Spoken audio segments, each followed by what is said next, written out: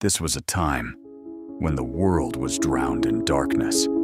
There was no justice, no law, and no humanity left. The land of Arabian Peninsula was lost in ignorance. People worshipped idols made of stone, believing they could hear and help them. Even inside the sacred Kaaba, hundreds of idols were placed. Truth was seen as weakness, and dhulm, oppression, was considered power. The birth of a daughter was seen as shame, and innocent baby girls were buried alive.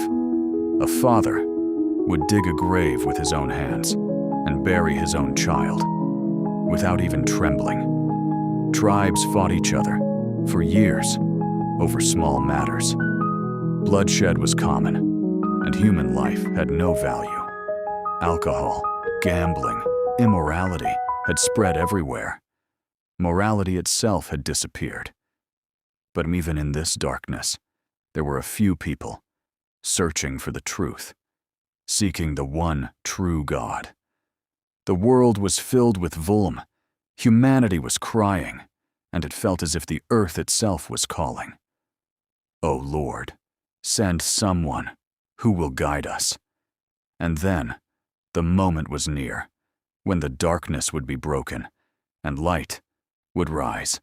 And then, the night arrived that would change the course of history. Prophet Muhammad, peace be upon him, was born in the city of Mecca. This was no ordinary night. There was a strange sense of peace, as if the heavens and the earth were welcoming a great moment. His mother, Amina bint Wahb, was a noble and pure woman. It is narrated that before his birth, she saw a nur, light, spreading far and wide, as if this child would illuminate the entire world. On a Monday, in the month of Rabi al-Awwal, that blessed moment arrived, when the mercy to mankind was born. He, peace be upon him, was born an orphan, but under the special protection of Allah. His grandfather, Abdul Muttalib, held him in his arms with love and took him to the sacred Kaaba. There, he thanked Allah and named him Muhammad, meaning the one who is praised again and again. The people did not yet realize that a child had been born who would soon lead humanity from darkness into light. This was not just a birth, it was the beginning of a new era of guidance. Pause. And this very child would grow up to be known as al-Sadiq, al-Amin. The child, who was destined to become a mercy for the world, was now growing up.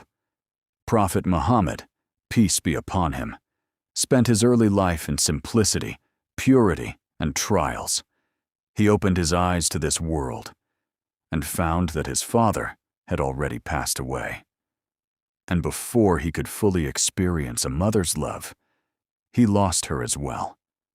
A young heart, carrying the weight of orphanhood, yet never uttering a word of complaint, his grandfather, Abdul Muttalib, loved him deeply and cared for him. But soon after, he also departed from this world. Then his uncle, Abu Talib, took responsibility for his upbringing and stood by him through every hardship. These continuous trials only strengthened his character. From a very young age, he was known for his truthfulness, his honesty, and his noble manners.